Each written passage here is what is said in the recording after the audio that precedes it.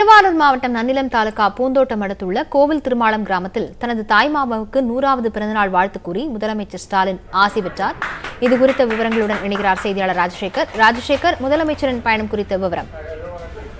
லாவண்யா, தமிழக முதல்வரும் திமுக தலைவருமான மு.க.ஸ்டாலின் அவர்கள் இன்று வடகிழக்கு பருவமழையின் காரணமாக கனம் பாதிக்கப்பட்டுள்ள நெல் பயிர்கள் குறித்து சேதமடைந்தது குறித்து இன்று பல்வேறு இடங்கள்ல சீர்காழி, மயிலாடுதுறை உள்ளிட்ட பல்வேறு இடங்கள்ல ஆய்வு செய்தார். அதனைத் தொடர்ந்து பொதுமக்களுக்கு மற்றும் விவசாயிகளுக்கு நலத்திட்ட உதவிகளை வழங்கினார். அதனைத் தொடர்ந்து திருவாரூர் மாவட்டம் பூந்தோட்டம் அருகே கோவில் திருமாலம் பகுதியில் உள்ள மு.க.ஸ்டாலின் அவர்களுடைய தாய்மாமன் தட்சிணாமூர்த்தி அவர்களின் 100வது பிறந்த நாளை முன்னிட்டு இன்று அவர்களுடைய இல்லத்திற்கு நேரடியாக வந்து அவரிடம் பிறந்தநாள் வாழ்த்து தெரிவித்து அவருக்கு சால்வை அணிவித்து அவரிடம் காலில் விழுந்து ஆசீர்வாதம் பெற்றார்.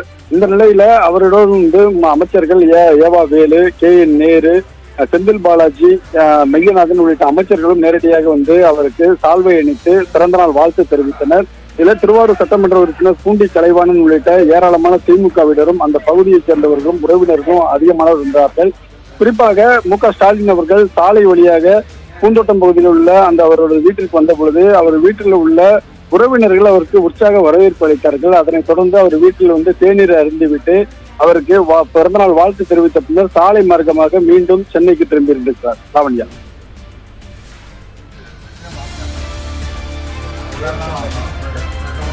விவரங்களுக்கு நன்றி ராஜசேகர்.